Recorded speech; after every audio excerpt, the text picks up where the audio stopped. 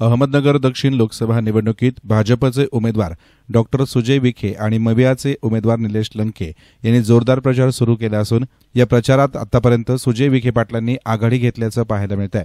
सुजय विखे पाटलांनी उमेदवारी जाहीर होण्यापूर्वीपासून लोकसभा मतदारसंघातील प्रत्येक विधानसभा क्षेत्रात महिलांसाठी सांस्कृतिक कार्यक्रमांचं आयोजन केलं होतं। मतदारसंघात साखर आणि डाळही वाटप केली। उमेदवारी जाहीर होताच महायुतीतील शिवसेना शिंदे गटाचा कार्यकर्ता मेळावा घेतला। भाजपची निवडणूक पूर्वतयारी बैठक घेतली। शहर आणि जिल्हा राष्ट्रवादी काँग्रेस अजित पवार गटाचा कार्यकर्ता मेळावा देखील घेतला। एवढ्यावरच न थांबता त्यांनी आज थेट जिल्ह्याच्या बाहेर जाऊन कामोठे येथे नागरिकांच्या भेटी घेण्याचं ठरवलंय। कामोठे येथे पारनेर तालुक्यातल्या नागरिक मोठ्या प्रमाणात राहतात। प्रतिस्पर्धी उमेदवार निलेश लंके यांच्या पारनेर तालुक्यातील नागरिकांची थेट कामोठे येथे भेटीगाठी घेऊन सुजय विखे प्रचार करणार आहेत। तर दुसरीकडे निलेश लंके यांनी उमेदवारी जाहीर होण्यापूर्वी शिवस्वराज्य यात्रा आणि शिवपुत्र संभाजी महानाट्य आयोजित केलं होतं। सध्या निलेश लंके हे लोकसभा मतदारसंघात स्वाभिमान जनसंवाद यात्रा करतायत।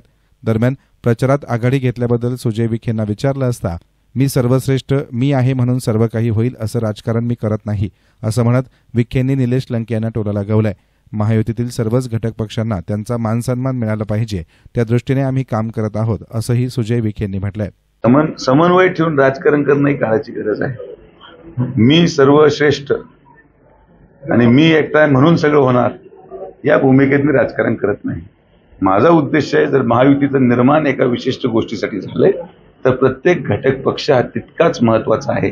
प्रत्येकाला त्याचा मान सन्मान हा दिला गेला पाहिजे। तो मान सन्मान आम्ही देऊन झाल्यानंतर मगच ऑफिस उघडलं आणि मग आता फील्डवर जाऊन मी प्रचार सुरू केला। जे सगळे आमदार माजी आमदार जेवढे माझ्याबरोबर सहकारी आहेत, महायुतीचे जेवढे सहकारी आहेत, बूथ रचना एवढी आम्ही स्ट्रॉंग केलेली आहे की त्या बूथ रचनेच्याच सक्षमीकरणाच्या बैठका आम्ही सुरू केल्या आणि त्याचा प्रतिसाद एवढा चांगला आहे की आम्हाला देखील अपेक्षित नव्हतं की एवढं लोकांमध्ये जोश आहे। आणि म्हणून मी नेहमी म्हणतो की राजकारणामध्ये वातावरण हळूहळू कळतं, सुरुवातीला लगेच कळत नाही। आणि जेव्हा आपण पब्लिकमध्ये जातो, जेव्हा आपण जनतेला आवाज देतो, तेव्हा किती जनता गोळा होते याच्यावर सगळं राजकारण अवलंबून असतं। एसएन मीडियासाठी प्रतिनिधी सार्थक थोरात, अहमदनगर।